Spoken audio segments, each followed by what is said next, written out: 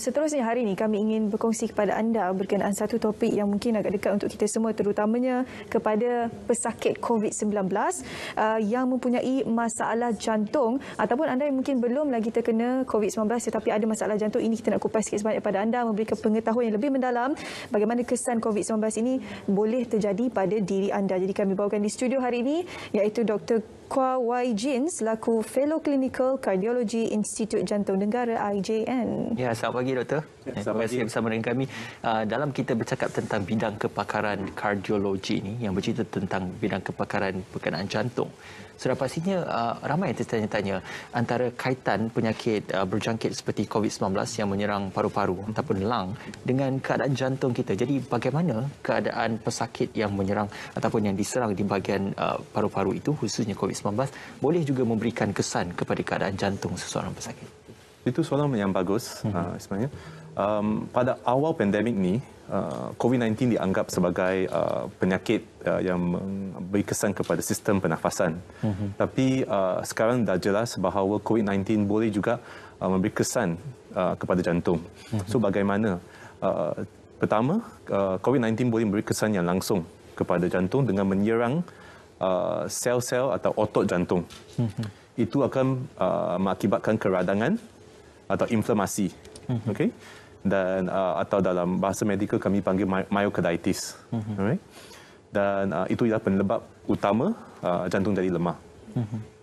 Dan selain itu, dia boleh secara tidak langsung kerana sistem imunisasi kami yang bertindak secara berkelebihan. Oleh itu, cara itu boleh juga menyebabkan keradangan atau inflamasi.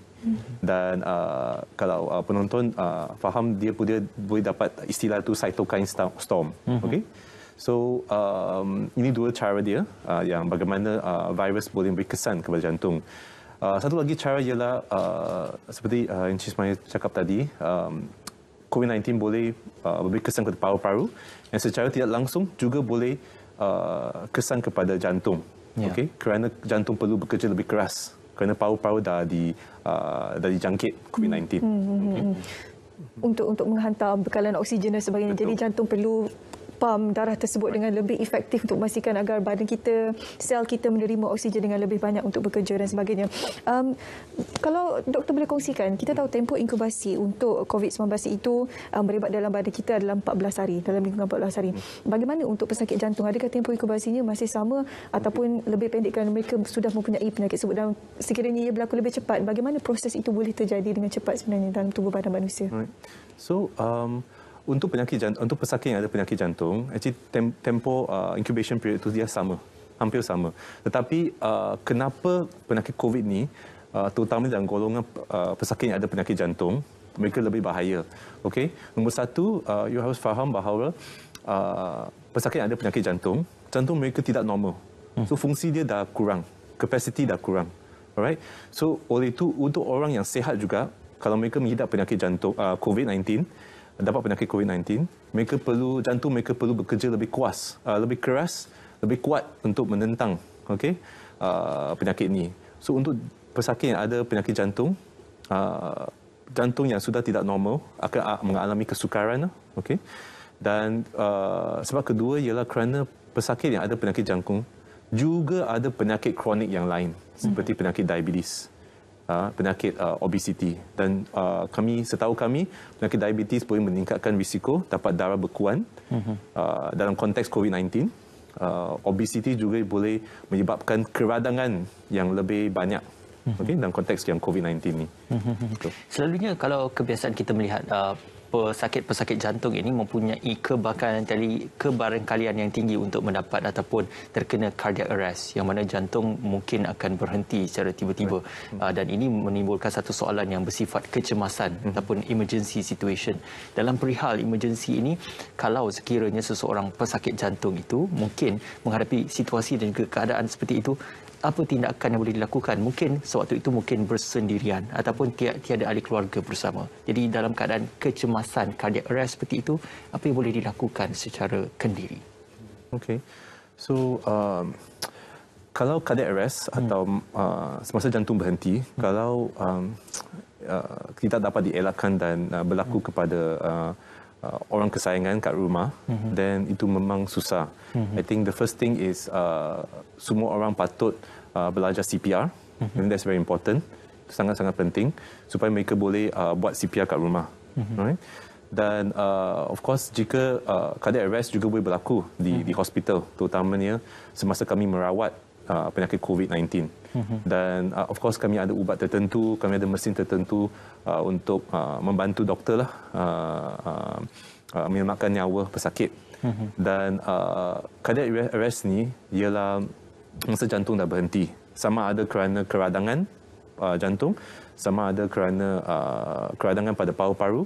Okay? Dan usually kebanyakannya dia berlaku kepada pesakit COVID-19 yang tenat, yang sakit tenat. Terutamanya yang dirawat di ICU dan macam tu. Bila kita bercakap berkenaan pesakit COVID-19 yang mempunyai masalah komorbid, iaitu penyakit jantung, bagaimana doktor melihat kesan mereka selepas sembuh daripada COVID-19 itu? Sebab kita sekarang ada tema long COVID berpanjangan. Betul. Tapi sebelum tu, kita ada seorang pemanggil di talian. Hello. Hello. Selamat pagi, siapa di sana? Saya Din daripada Johor Bahru. Okey. Ya, silakan. Silakan. Saya nak tanya, kalau kita ada jantung dan juga penyakit hati kronik tahap 4, macam mana masalah itu kalau COVID? Okey. Okey, baik. Terima kasih. Itu saja soalannya. Okey. Assalamualaikum. Assalam. Terima kasih, Din.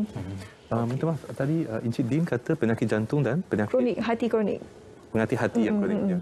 So, untuk pesakit yang ada berbagai penyakit lah, selain daripada penyakit jantung, penyakit hati, penyakit buah pinggang ke, penyakit paru-paru, golongan ini memang risiko tinggi untuk dapat COVID-19 yang serius. Okay? Semua orang memang ada risiko dapat COVID-19. Tetapi golongan ini memang risiko tinggi untuk dapat COVID-19 yang serius.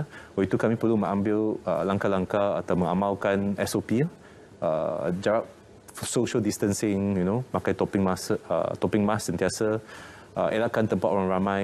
Dan paling penting untuk golongan ni, pastikan bekalan ubat you mencukupi. Pastikan walaupun ada banyak orang yang temu janji dia dah ditukar kerana masalah MCO dan COVID-19 semua ni, pastikan masih berhubung dengan doktor atau jururawat di hospital supaya pastikan bekalan ubat mencukupi dan sentiasa makan ubat setiap hari.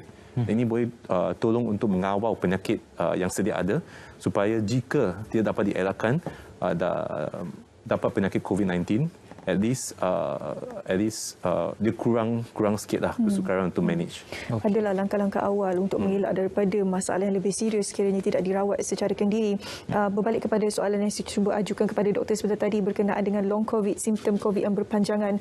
Bagaimana untuk mereka yang sudah mempunyai penyakit jantung ini, cara-cara untuk mereka menghadapi long COVID ini setelah mereka sembuh daripada COVID-19? Okay. So itu soalan yang bagus kerana kebanyakan pesakit yang mengidap penyakit COVID ni atau dapat penyakit COVID, kebanyakan dia sembuh sepenuhnya. Okey, kebanyakan sembuh sepenuhnya. Tetapi sebahagian kecil seperti yang kami dengar di berita dan semua akan dapat COVID-19 yang serius. Dan lepas mereka sembuh, memang ada kesan yang panjang. Sama ada parut pada paru-paru. So pesakit mungkin ada kesukaran untuk bernafas. Okey.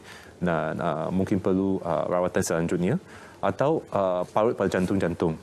Dan ini akan menyebabkan lemah jantung, okey, pada masa depan, masa yang jangka masa panjang boleh menyebabkan lemah jantung dan ini juga perlukan ubatan atau rawatan selanjutnya.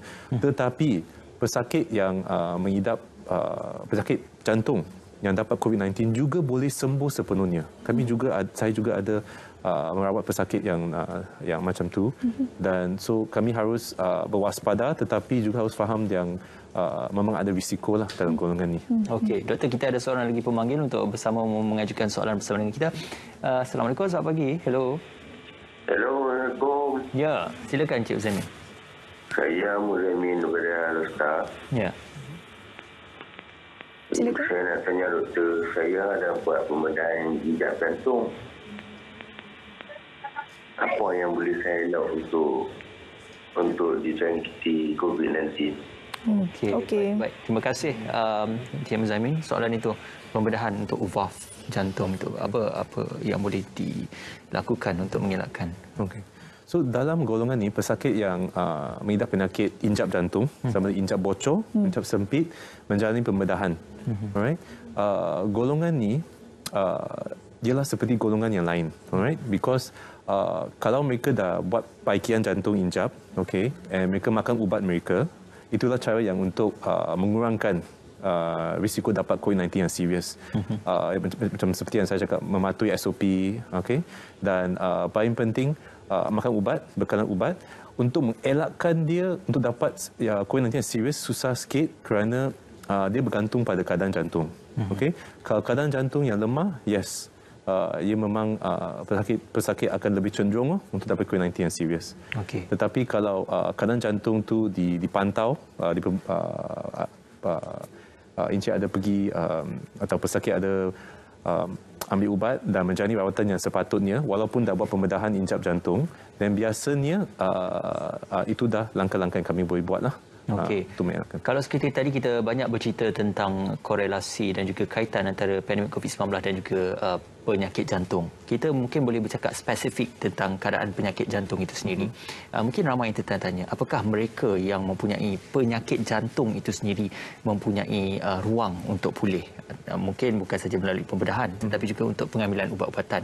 Dan kalau sekiranya dalam perihal mereka yang mempunyai masalah jantung, apakah mungkin ada pemakanan dan juga diet yang mungkin membolehkan kita kata keadaan kesihatan jantung itu dipulihkan seperti status quo ataupun seperti sedia biasa. Right. So jadi buat masa ni apa yang kami faham tentang COVID-19 ni, yang kami pelajari ialah walaupun dengan ubat-ubatan yang kami boleh bagi untuk rawat COVID-19, dia bukan 100% dan dia bukan berkesan untuk semua pesakit, unfortunately. So untuk pemakanan, personally saya akan nasihatkan pesakit saya untuk makan makanan yang sihat. That's why makanan yang kurang gula, kurang masin, take good care of yourself. Itu sahaja. Pastikan bekalan ubat yang paling penting, yang mencukupi, dan amalkan good physical health as well. Boleh bersenam. Okay? Sekarang kami tak boleh bersenam kat luar rumah, tapi boleh bersenam kat rumah, di dalam rumah itself. Okay? Pastikan walaupun pesakit jantung berada dalam keadaan fizikal dan mental yang bagus. Okay? So saya rasa just amalan cara hidup yang bagus. Itu saja. Selama doktor memberikan rawatan untuk pesakit jantung yang terkena virus COVID-19 ni, apa antara rungutan mereka sewaktu mendapat rawatan tersebut? So macam saya kata, ada golongan yang pesakit jantung yang sembuh sepenuhnya. Ada yang sewaktu kami merawat ada komplikasi-komplikasi, okay, COVID-19 seperti kesukaran untuk pernafasan atau jantung, radang jantung, gangguan irama jantung, okay, dan semua ini memerlukan kami bagi pemerhatian yang lebih teliti supaya kami boleh merawat mereka. Tetapi sebanyak yang kami tahu setakat ni, komplikasi-komplikasi ini bukan setiap pesakit dapat pulih sepenuhnya, dan itu memang sedih lah buat masa ni, tapi kami sedang berusaha. Lebih lama kami pelajari tentang COVID-19, lebih banyak pengalaman yang kami ada, dan lebih bagus kami dapat merawat pesakit kami lah setakat ni. Ada juga bertanya tentang situasi ritma ataupun abnormal cardiac yang rhythm yang tidak normal itu. Right. Adakah ini kebiasaan berlaku dalam kalangan pesakit jantung, ataupun ia juga boleh berlaku kepada orang normal ataupun mereka yang tidak mempunyai penyakit jantung? So itu soalan memang bagus, kerana gangguan irama jantung kerana COVID-19, penyakit COVID-19 boleh berlaku kepada golongan pesakit jantung atau golongan biasa. Orang biasa pun boleh berlaku. Sama ada nadi jadi lebih cepat, nadi jadi lebih rendah, nadi jadi tidak teratur. Ini semua gangguan irama yang berbeza-beza.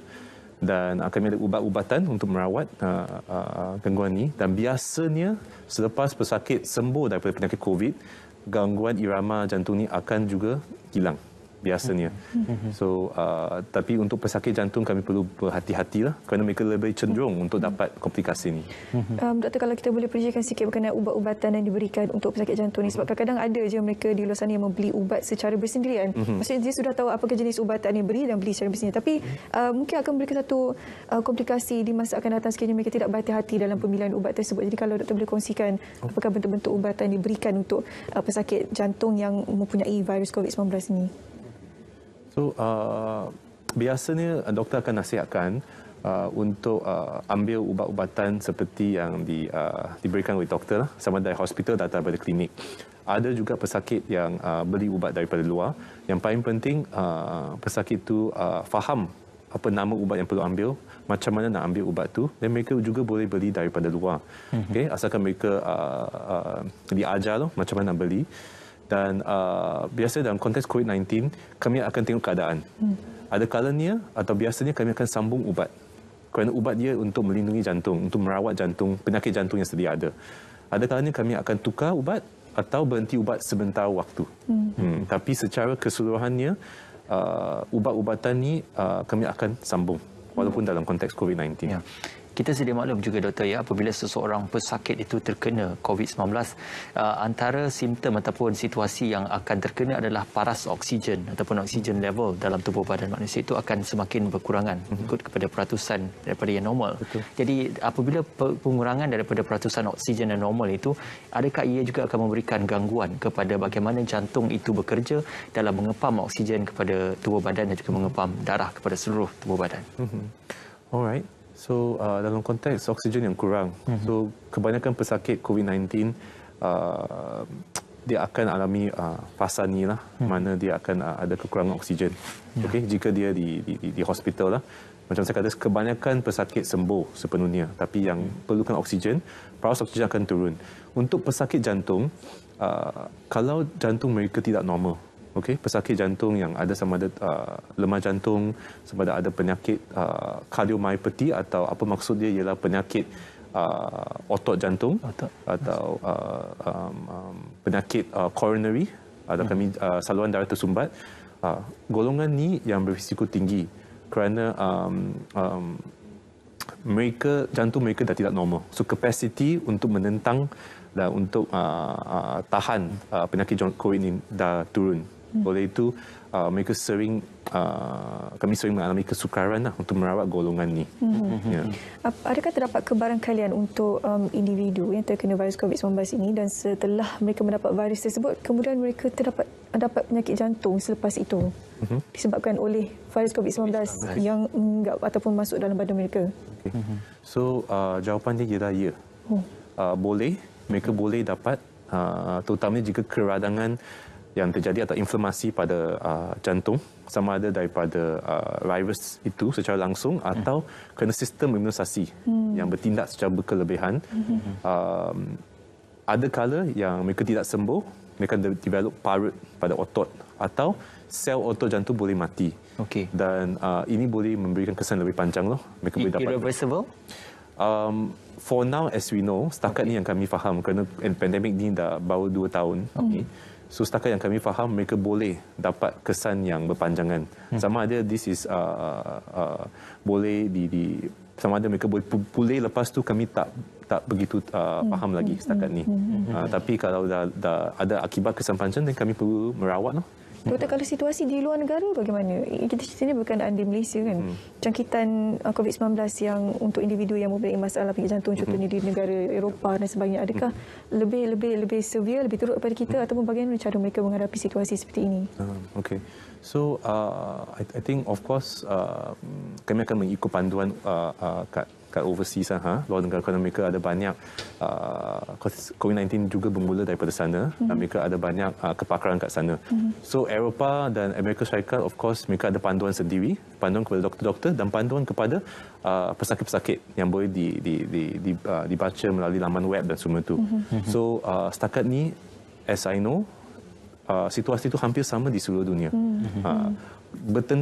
Berkenaan varian yang baru, kami tak begitu pasti lagi. Tapi yang kami tahu, varian baru ni lebih lebih kuat daripada dulu. Lebih ganas dan Masih sebagainya. dalam peringkat kajian dan penyelidikan lagi ya. Terima kasih diucapkan kepada Dr. Kuah YG dan juga merupakan fellow klinikal kardiologi Institut Jantung Negara IJN kerana bersama dengan kami pada pagi ini. InsyaAllah kita harapkan agar perkongsian ini dapat membawa sedikit manfaat kepada anda dan juga membuka perspektif anda tentang pengenalan kepada isu-isu berkaitan tentang pandemik COVID-19.